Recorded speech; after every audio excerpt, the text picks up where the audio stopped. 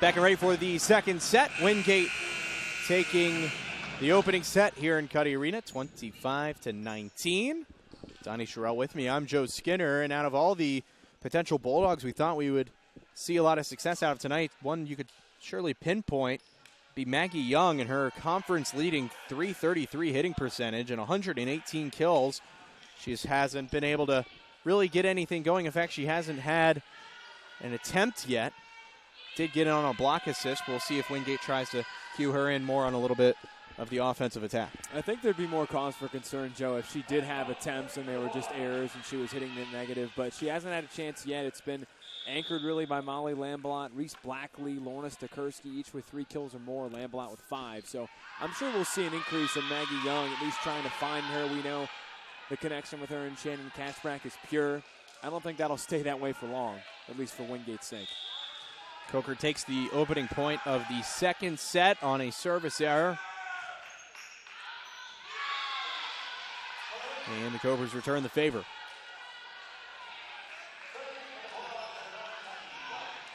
It's Taylor Parker.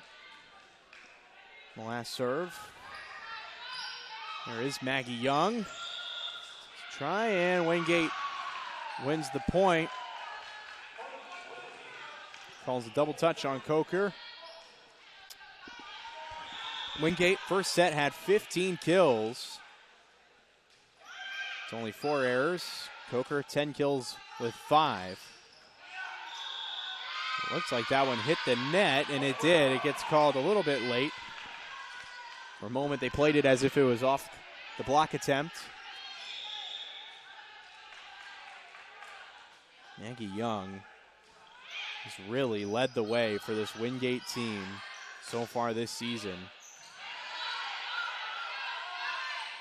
There's Quinn Sutphin getting into the match here in the second. Cross-court attempt from Loveday goes long.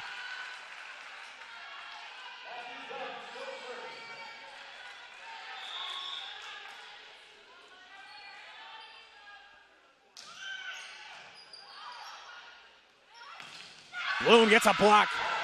Sophie Schaff. Quinn Sutphin was there as well to her right.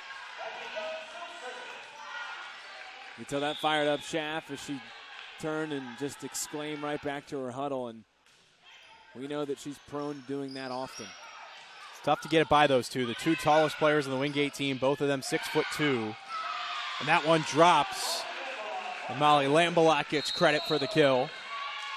Look, a start here from Wingate. A quick 6-1 start, and forces Coker to take a timeout. After this, Wingate Coker keeps going in the second set on the Wingate Sports Network. 6-1 Wingate leads, second set. They came out of the gates hot here in the second. Coker helping him out with 4 errors already in this set. That one could help turn it around as Earl Reyes goes down the sideline for the kill.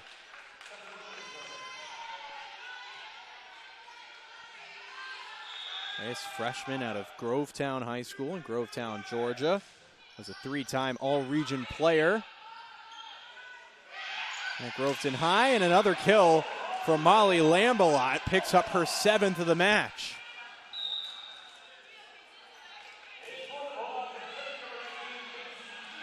Hitting an untouchable .583 in her 12 attempts in the first set and change here in the second.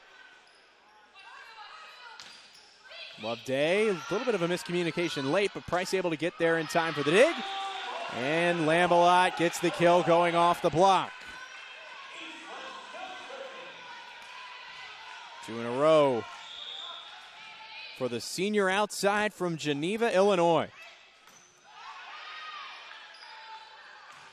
Back to Earl Reyes, who goes off the top. Sophie Schaff in the block error that time.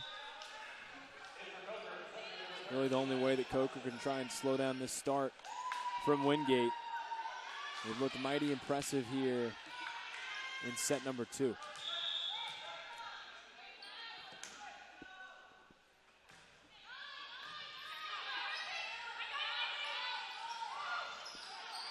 Schaff sends one over with a roll shot. Now Loveday on the other side, sent right back. Chaff all over it in the middle there, and that one drops right in front of Harris. You look at this Wingate team, sure, picked to win the SAC at the beginning of the season and now third. Just shows how tough the conference is. There are 3 losses, 2 of them coming to Tusculum, 1 of them to Lenore-Rhine.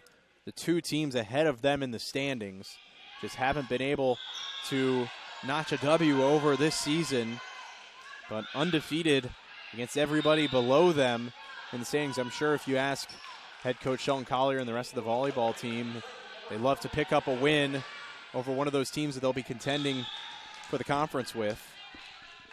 And their only chances may come in the SAC tournament next month. Yeah, it's really just simple. I mean, you see a team like Tusculum and Rhine that's the only 2 teams that have handed Wingate their 3 losses. We saw that stretch where Wingate dropped those 2 conference games against the Pioneers and Bears, and then going on the road on Saturday trying to go for revenge.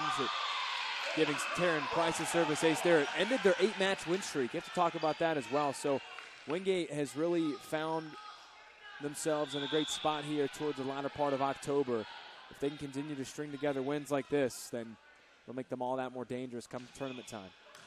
Right now, Wingate in a position to host the quarterfinal round as Emma Ahrens right there sent one back. She gets back in action here following a hamstring injury. And that one's sent over for a kill.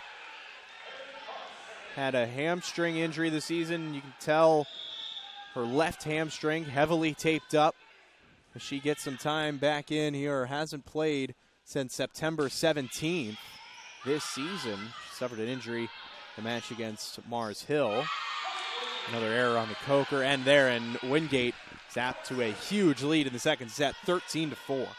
And Emma Ahrens, you have to remember back on September 4th, that the Queen's Invitational out in Charlotte had 13 kills in a match against Shawan, hitting 400, and 10 the next match against Lander. So she can step up to the task. That's another weapon for Coach Collier and his offense. And it goes over the antenna. And especially for a team that at times this season has struggled on the outside, it is a very welcome addition to this Bulldogs team to have another weapon out there.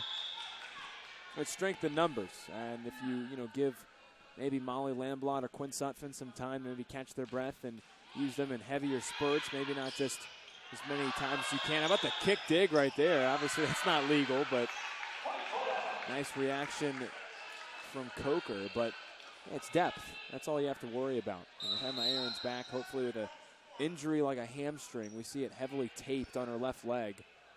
She can continue to be in the fold. Only proves to be that much more positive. A couple of Coker substitutions. Price serves. Harris receives. Cross-course pass by Ashley Carson over to Parker. She gets the kill. First time we saw Ashley Carson, now she comes right back out. Senior setter. Led the team in assists in the 2021 spring season. Now Harris picks up an ace.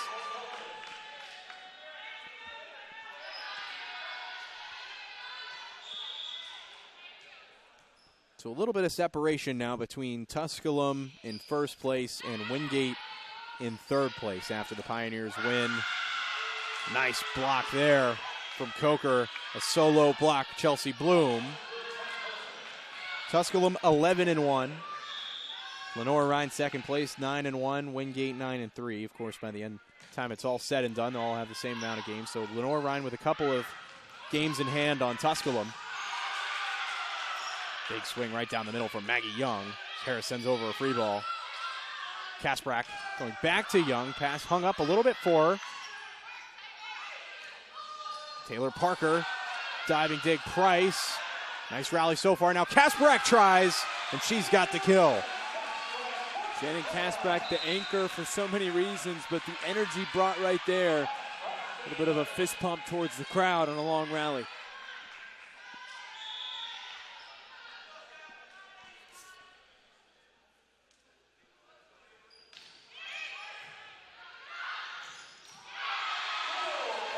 Bulldog team is absolutely rolling. They lead by 10 in the second set. Emma Aaron's there getting the kill. You could tell that she's probably just happy to be out there on the floor and adding to the stat sheet her second kill of the match. Here's Kasprek serving, who head coach Shelton Collier said has been so valuable, not only as a passer, but also as an offensive weapon. And we saw it on that last kill earlier. Someone goes off the top. Goes through fingertips, and another point for Wingate. And head coach Travis Need for Coker takes a timeout. All Wingate in the second, 18-7 on the Wingate Sports Network.